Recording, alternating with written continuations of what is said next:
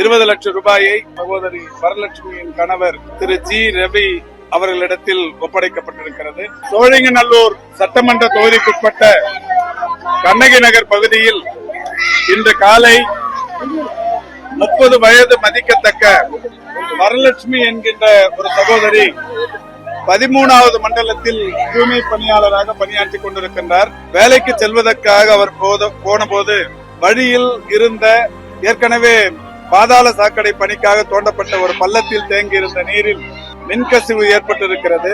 அந்த நீரில் கால் வைத்த போது அவர் மின்சாரம் தாக்கி பரிதாபமாக உயிரிழந்திருக்கிறார்.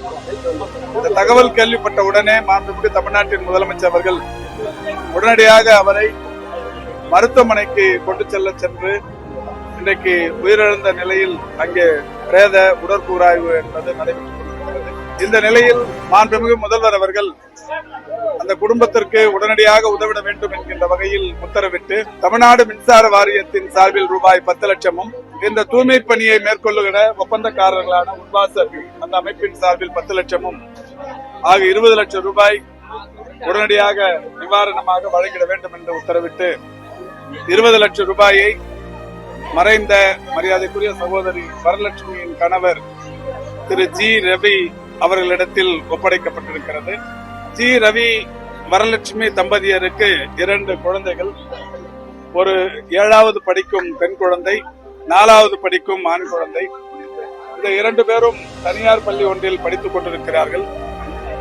ரவிக்கும் அவருடைய குடும்பத்தாருக்கும் சென்னை தெற்கு திராவிட முன்னேற்ற கழகத்தின் சார்பிலும் சோழிங்கநல்லூர் தொகுதி சட்டமன்ற தொகுதி திமுகவின் சார்பிலும் அவருடைய எதிர்கால படிப்பு செலவை கட்சி ஏற்றுக்கொள்ளும் என்று அறிவித்திருக்கிறோம். அந்த 2 குழந்தைகளின் படிப்பு செலவை அவர்கள் விரும்புகிற வரை உயர்கல்வி, மேல்நிலை கல்வி, கல்லூரி என்கின்ற வகையிலான இந்த கல்வி செலவை திமுக பொறுப்பேற்றுக் கொள்ளும் என்று சொல்லியிருக்கிறோம். அது மட்டுமல்லாது இன்றைக்கான அந்த இறுதி சடங்கு செலவை சட்டமன்ற உறுப்பினர் பொறுப்பேற்றுக் கொள்கிறார். அதையும் கடந்து திரு ஜி ரவி அவர்களுக்கு ஏற்கனவே சிறிய அளவிலான உடல் பாதிப்பு உள்ளவர். அவருக்கான அந்த ட்ரீட்மெண்டை உடனடியாக அரசு பொறுப்பேற்று செய்யும் என்று உறுதி சொல்லி, அதோடு மட்டுமல்லாது அவர் மனைவி உட்பாசர் என்கின்ற அமைப்பில் பணியாற்றிக் கொண்டிருந்தார்.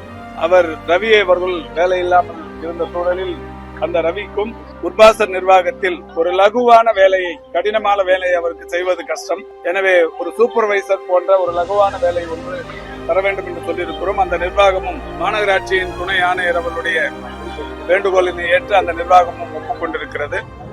அவர் இந்த சடங்கெல்லாம் முடித்ததற்கு பிறகு உட்பாசர் நிர்வாகத்தில் ஒரு சூப்பர்வைசர் போன்ற அந்த பணியில் அமர்த்தப்படவிருக்கிறார்.